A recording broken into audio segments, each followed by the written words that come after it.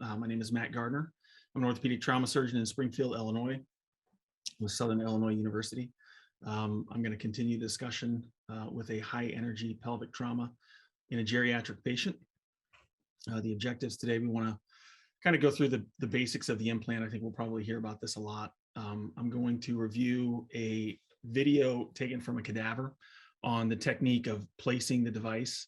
And then I have a case presentation with a high energy geriatric pelvic fracture patient. So just to start, kind of the basics of the implant. It's good to know, diameters and lengths before you get started with this. So I think one of the key points with the implant is understanding where your curve starts, and that's going to kind of play into how you start your placement of this device. So keep in mind that the near end of this section, or the section that's going to attach to your insertion device, does not curve. It's about 3.5 centimeters long. So you have to think about that when you're placing that into an area that you're trying to curve. You want it to be straight for the first almost 4 centimeters when you're placing this in. The diameter of that is a little bit bigger than the diameter of the shaft of this, which is 8 millimeters. And then at the very end is a screw tip. And I talk to my residents all the time. I show them a screw and I point at the threads and I say, what are these? And they all say threads. And I say, no, this is a ramp. This is the mechanism that allows a rotational motion to translate into linear motion. So you're turning this screw and the threads are driving this from one end of the bone to the other. So in this situation, the threads on this end are simply to drive the implant from one area of the pelvis to the next. So I'm going to show this video here now of the implant. I'm going to let it play at first and kind of get through the placement posteriorly. You can watch that, and then I'm going to kind of go back and explain everything. So I'll just let this go.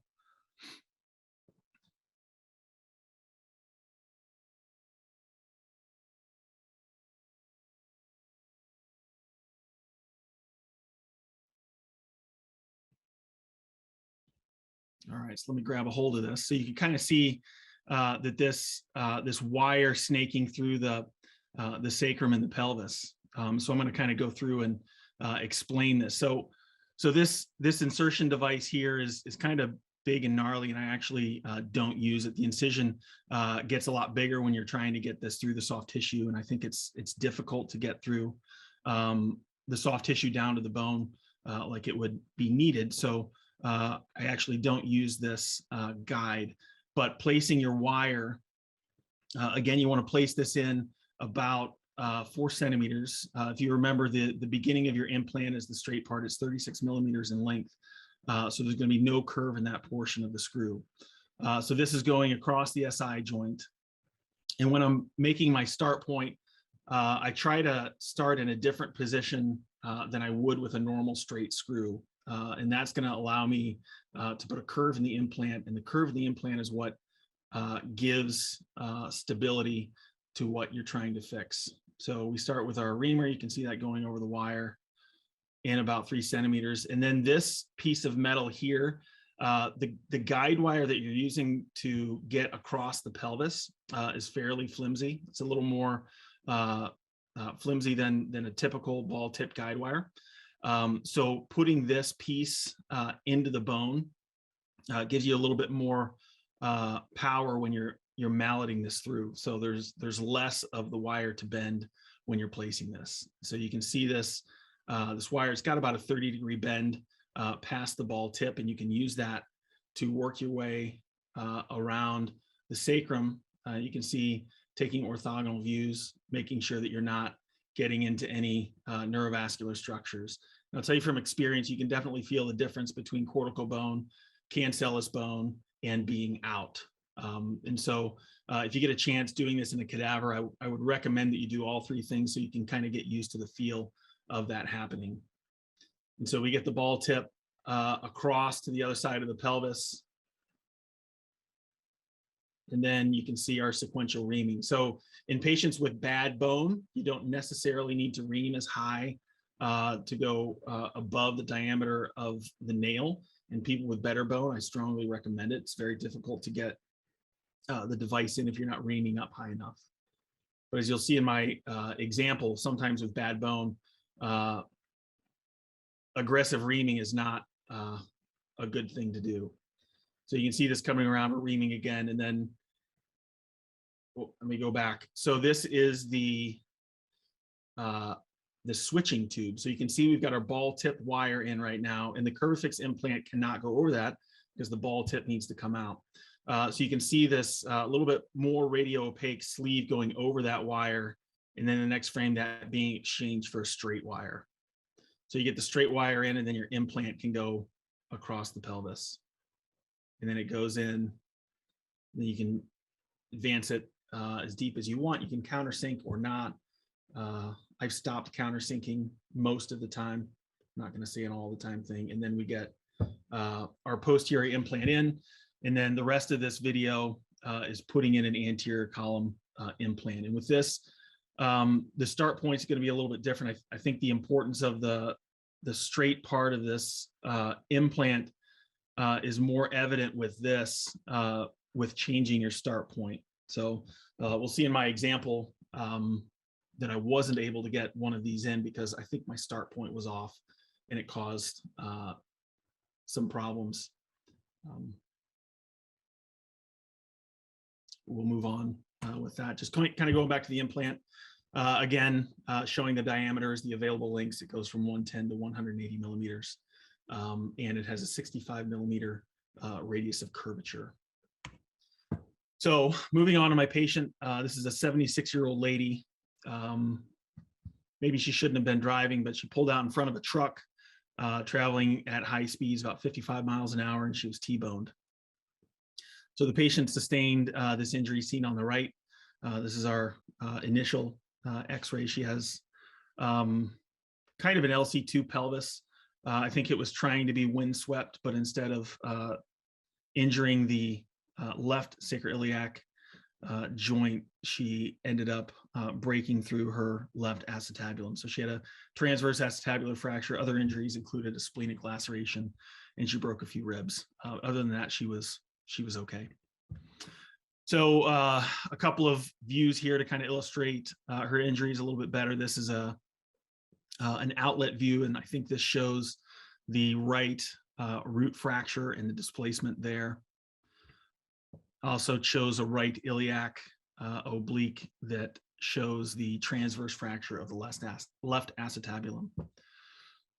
So a couple of CT cuts showing the compression style injury in the sacrum. This CT shows that she has a little bit of dysmorphism. I don't believe a straight screw would be very easy to get in here, which made this implant perfect for this situation. And then here's a cut showing the injuries anteriorly.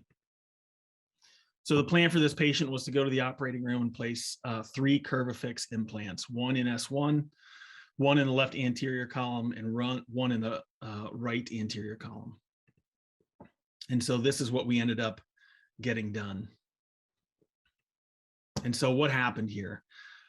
We got the S1 implant in without too much issue. The right anterior column screw in went fairly well. And then on the left, I believe my start point was a little bit too anterior. So I had my my guide wire down all the way to the symphysis and then began reaming.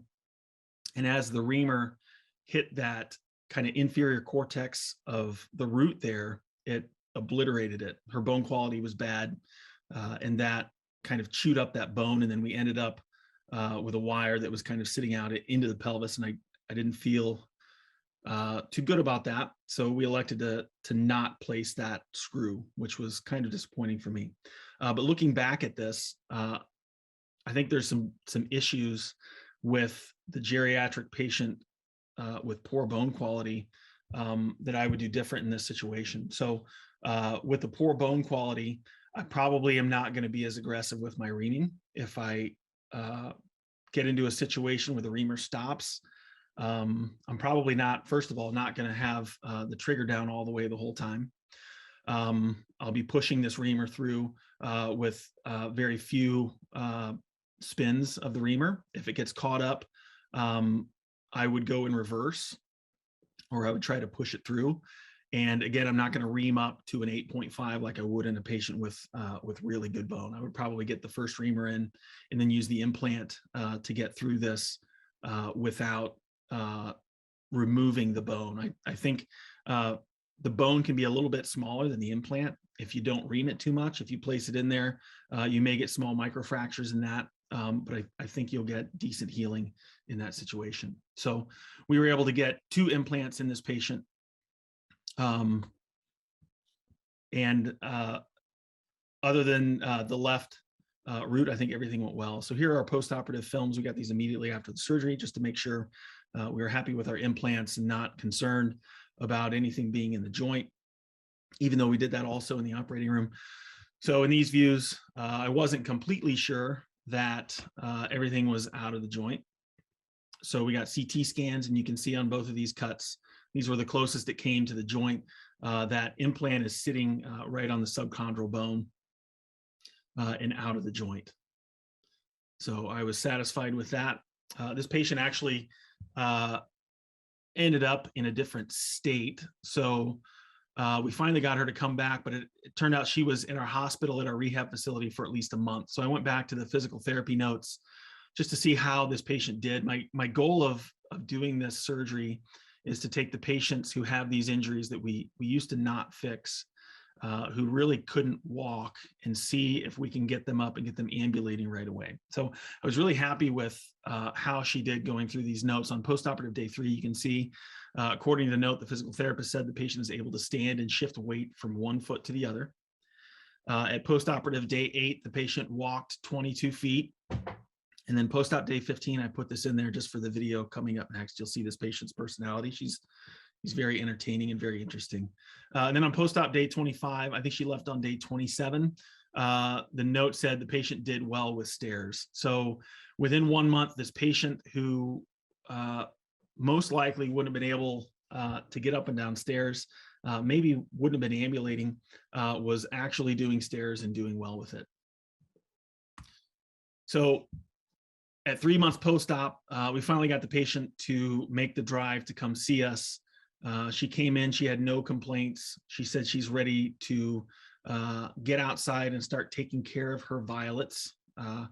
And she said, I'm using a walker, and then said, well, I'm only using it some of the time. And there was no walker in the room. So I said, well, why don't you get up and show me how you can walk? And I see all these other presentations where doctors have their videos of patients walking, and I very rarely do this. And after this video, I'm probably never going to do it again, because it's maybe the single greatest walking video of all time. I'll let you be the judge. That's what they always say down to the nursing home. Don't fall, don't fall. Don't fall. You know, Yeah. okay. All right, come back. Wait a minute.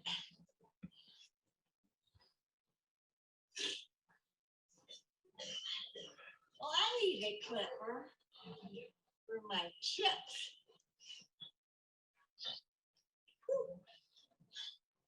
I need a scissors too. I need a clip and a scissors and a fingernail. Why would I? This is great. I need all 3 of them. So this patient is doing great. And honestly, I don't know that I'm going to get her to come back and see me, but this video is priceless. And at 3 months, she's walking without any assistive device and doing great. So I think I've done some good for this patient. And I think we can certainly do some good in the future for these patients with these fragility pelvic fractures. Thank you.